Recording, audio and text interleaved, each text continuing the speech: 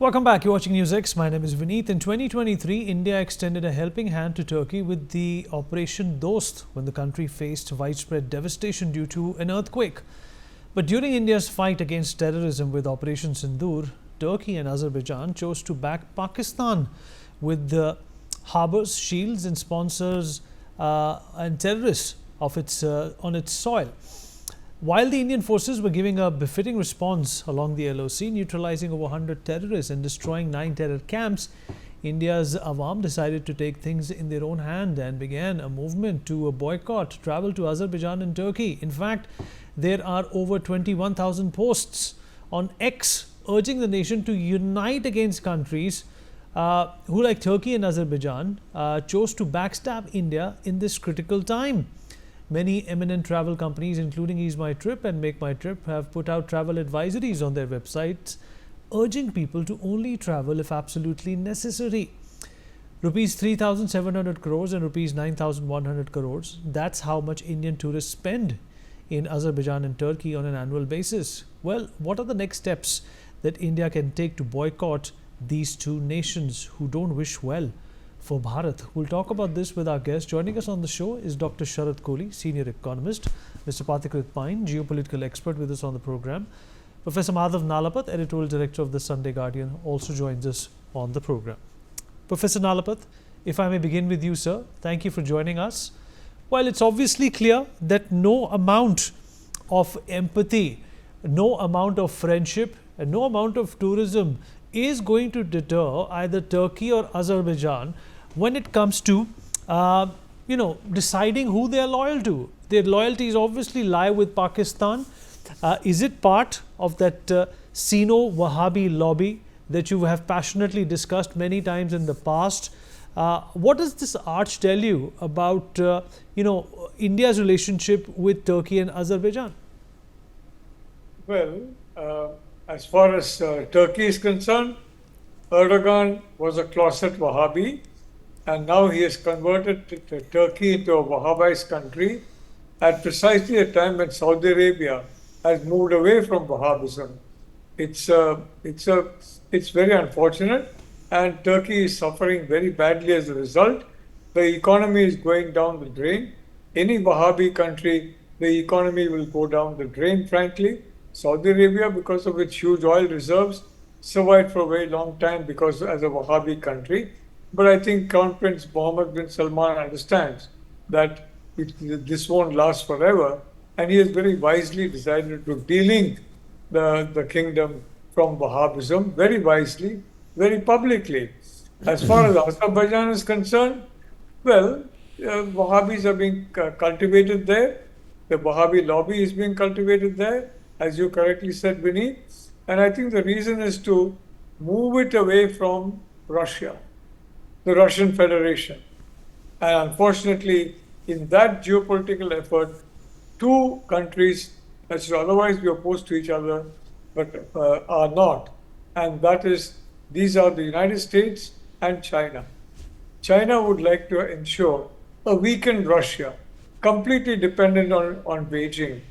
And it does not want any friends with Russia, or as little few friends as it can manage to remain. So the fact of the matter is, as far as Turkey is concerned, well, it's a tragedy. As far as Azerbaijan is concerned, frankly, the Russian Federation, for all its bad points, is anti-Wahhabi, and it is a much better future is there for Azerbaijan as an anti-Wahhabi country than as a Wahhabi country. So quite frankly, Vineet, these two countries are going down a slope. You have seen what has happened to Pakistan.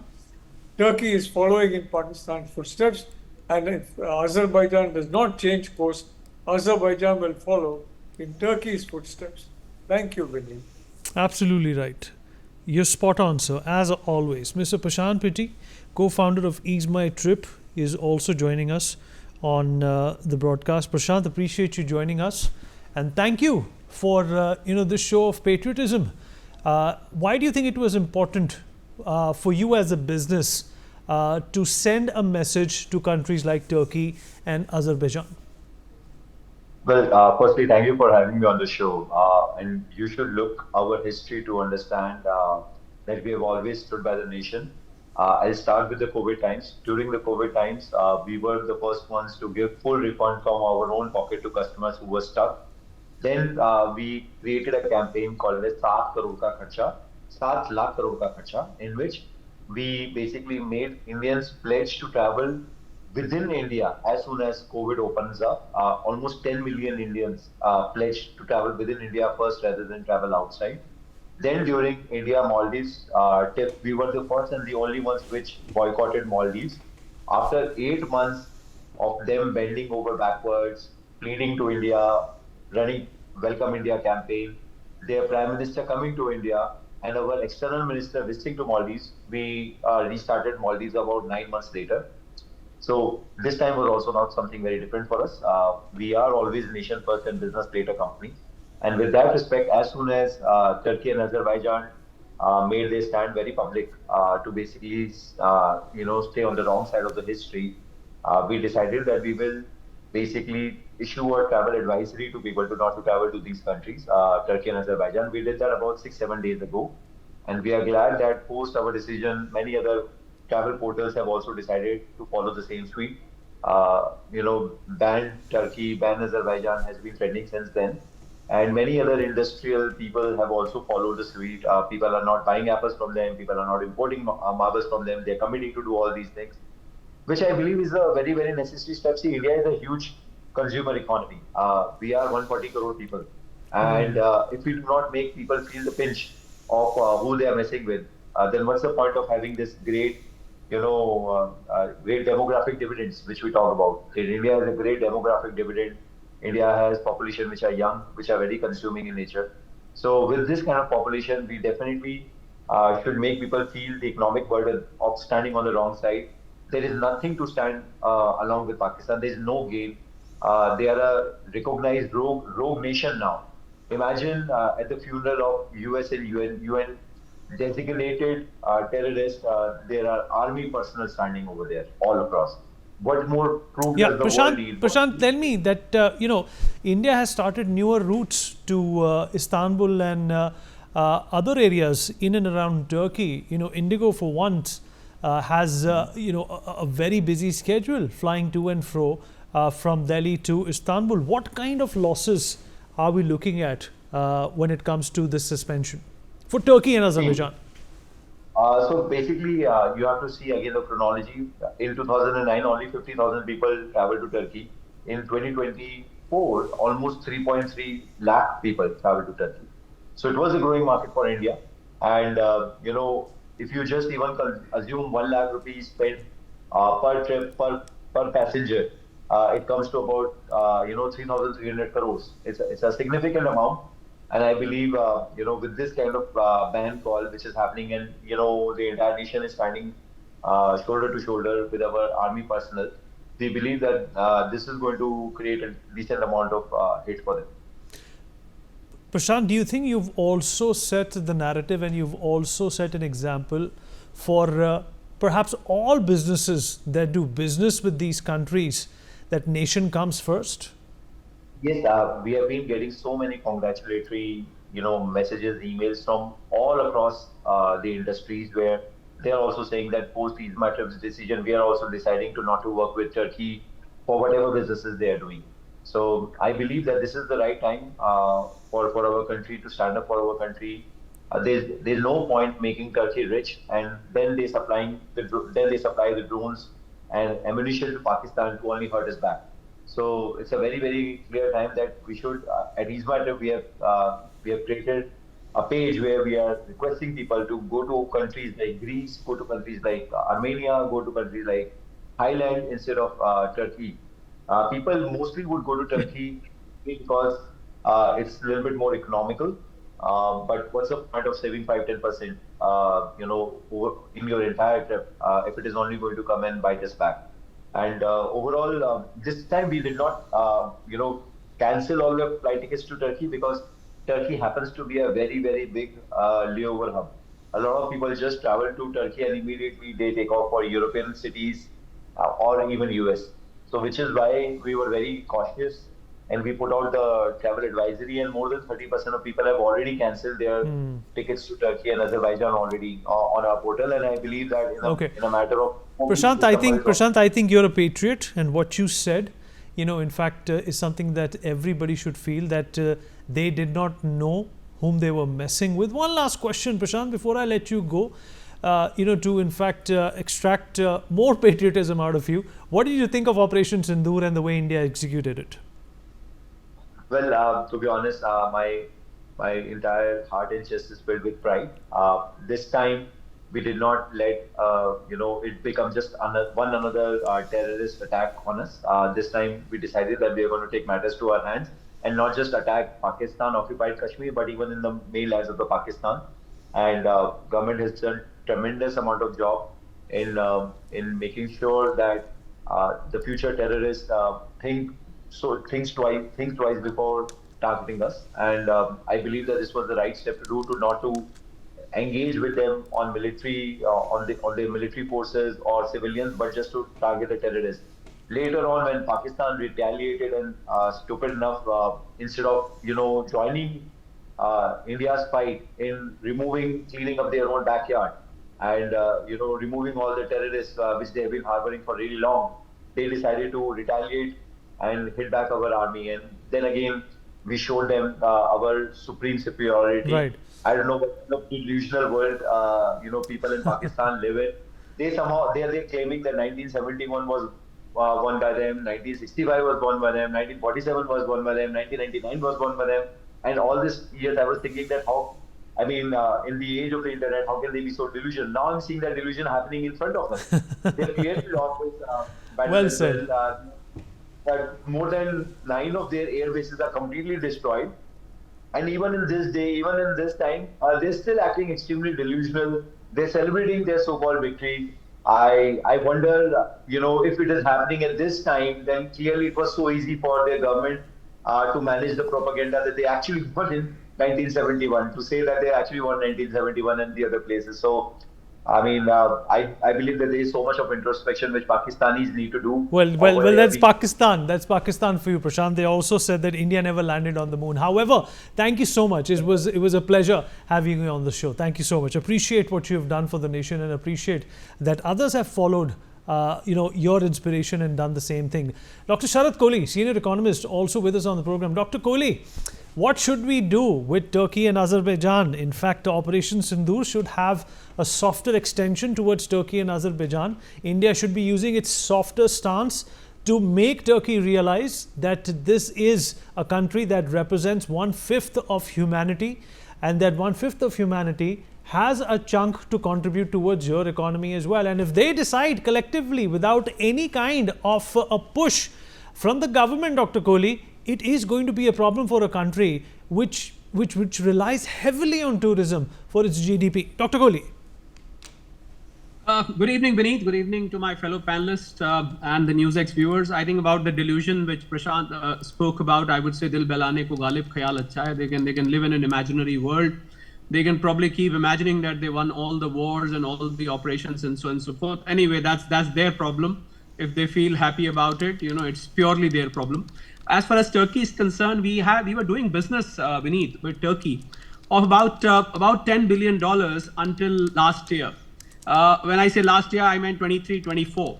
And in 24-25, surprisingly, because of Turkey was showing signs of being anti-India, the business went down anyway. It came down to $7-8 billion. And by the way, we have got a trade surplus with Turkey, because Turkey needs more of our products than what we need from Turkey, for that matter. And when it comes to CAIT, the organization in India for traders, which has more than 6.5 crore members in it, they decided to boycott, which means all the traders decided we are not going to. So it is not just Prashant. Prashant's efforts are indeed laudable. But then the traders who do send a lot of stuff, from chemicals to machinery to mineral oils to a lot of things we are sending to Turkey, they decided to stop that. And so does the import, apart from the marbles that we import from Turkey. We also have some fruits and vegetables, some fancy fruits coming here into India, for that matter. We are happy not consuming them.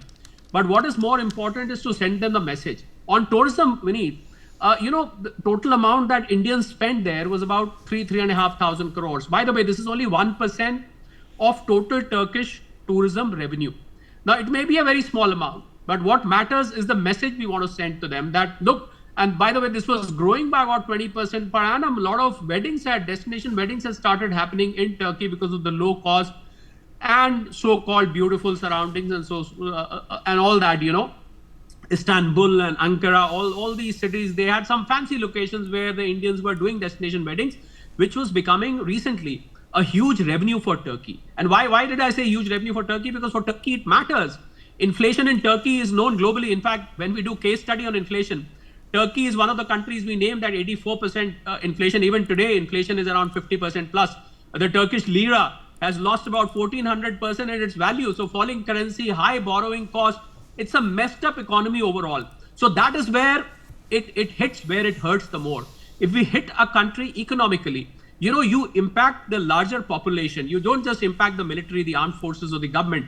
You impact the common man of Turkey, which is what exerts pressure on the Turkish government that, look, what you're doing something is not correct. By supporting countries like Pakistan, by supporting the perpetrators indirectly, and by standing with Pakistan, you are indirectly getting into terrorism for that matter. So I think that is where it hits the most. As for the tourism, I'm sure there'll be more cancellations, and a lot of people are going to Azerbaijan, Baku, and Istanbul were one of the most sought after destinations in the recent past. In India, a lot of things happen by word of mouth, and the same word of mouth will now spread for discouraging people from going there. So I'm sure both these, Azerbaijan is minuscule. We are exporting about $90 million. We import about a couple of $1 million. So as far as trade is concerned, Azerbaijan doesn't even exist, for us.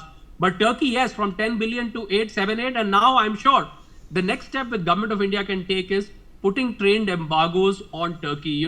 We stop importing and exporting to Turkey. That is where it's going to hit hard, because some of the essential things which is importing from India, and most importantly, the world needs India more than India needs the world at this point. As Prashant rightly said, 140 crore, it's a huge market for any country. Anybody who wants to go international, I think, should be looking at India first. Look at the kind of middle class we have, more than the size of America. In fact, now double the size of America. So I think Turkey as a country is now going to get the message that, look, if you mess around with India, this is what India can do. And this is only going to get worse now. It starts with tourism, boycott by CIIT, but then you will wait and see that now you will see that government of India will also step in at some point. I'm not saying it's happening, but as an economist, I'm suggesting that a trade embargo can also be considered in the times to come to hit these countries where, as I said, hurts the most beneath. Pathakrit, where can we hurt them? Where can we hit them where it hurts the most? In India's magnanimity was obviously very, very evident and prevalent. You already have a smirk on your face, Pathakrit. I don't know what for, but India was very, very magnanimous when it came to helping, the Turkish people during an earthquake. Is this how you repay somebody who's helped you in your tough times? Is this the plank that you take to help Pakistan? You have to choose your enemies, but you also have to choose your friends carefully, right? What is Turkey getting out of Pakistan? It's just a client state for them. No, but Vinit, you can't change the color of skin. You simply can't. With all due respect, India did help. Prime Minister Modi showed tremendous statesmanship when he sent the best of the NDRF personnel and Indian Army personnel to help them during the earthquake. And I think as a genuine country, we should have done that. But I think we should not expect Turkey to change its color or its character. They are standing with Pakistan, and they will stand with Pakistan, because it has nothing to do with one sovereign country helping another. It has everything to do with Islam. So we have to be very clear about it. But the question is, then why is it that Saudi Arab and UAE are not doing it? Why are they not standing with Pakistan? Because they know where to draw the line. Pakistan today is not just another Islamic country. It is a country which has been a hotbed of terrorism, and so is Turkey. Turkey was and is always been one of the top transit corridor for ISIS operatives while moving towards Syria and then moving out of Syria. Turkey was the facilitator. Now, see, I am all for these measures of boycotting tourism and everything. These are fine, but they're not going to hurt Turkey beyond a point. You know how you actually hit them hard? You start arming Greece with BrahMos missiles. Greece is the biggest bétonnière of Turkey. You arm them with BrahMos, you arm them with Akash surface-to-air missile, you arm them with Akash NG, which has an 80-kilometer range. You may even arm them with some of the other, one thing that was tested yesterday called Bhargavastra, which is a micro missile for the anti-drone system. You arm them, Turkey like that. You arm Armenia. We have already armed Armenia with Pinaka and Akash. I think probably in the future, even BrahMos will be given. We should likewise give Greece. Greece has already shown a lot of interest in the Rudram anti-radiation missile, which potentially was used to actually dismantle the air defense network of Pakistan this time.